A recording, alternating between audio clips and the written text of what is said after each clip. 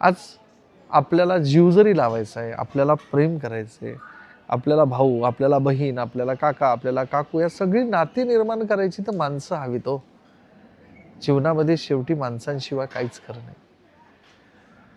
माणुसकी, माणूस आणि प्रेम.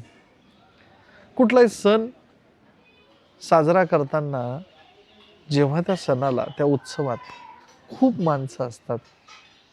आज मला कोकणातल्या लोकांचं प्रचंड कौतुक वाटतं, अप्रूप वाटतं. गणेशोत्सवासारखा सण असतो, ते अतिशय त्यांच्या पारंपरिक आणि पद्धतीने साजरा करतात. आणि या सणाला त्यांच्या कुटुंबातली माणसं जगात कुठं जरी असतील तर त्या 10 दिवसासाठी एकत्र जमतात. ते भरलेलं कुटुंब, एकमेकांच्या विचाराची झालेली देवाणघेवाण, सोबत म्हटलेली गाणी, सोबत एका अंथरुणावर सगळेजण झोपली, कुठेतरी नदीवर वेढ्यावर आंघोळीला गेली आणि ते त्यांचं जीवन जमवून त्या 10 दिवसामध्ये वर्षभराची ऊर्जा निर्माण करतात.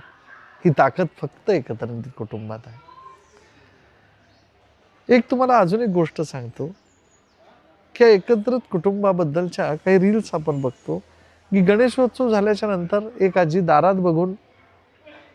बसून म्हणते की 10 दिवस हे भरलेलं घर हे रिकामं होईल. विचार करा, त्या घरांमध्ये असलेला किलबिलाट, एखाद्या विचाराची केलेली देवाणघेवाण. आजकालच्या काळात मुलं म्हणतात माझा आत्मविश्वास कमी झाला, हे म्हणतं मला हे नाही, हा म्हणतो माझ्याकडे पैसे नाहीत, हा म्हणतो माझ्याकडे प्रचंड दुःख आहे.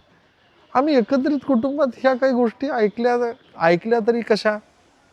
समजा एखाद्या व्यक्तीने म्हटलं की माझं हे नुकसान झालं, तर दुसरी व्यक्ती म्हणायची तुझं काहीच नाही, माझं त्याच्यापेक्षा जास्त मोठं नुकसान झालं. आणि त्या माणसाला एकमेकांसोबत राहण्यामध्ये आपली दुःख कमी वाटायला लागायची.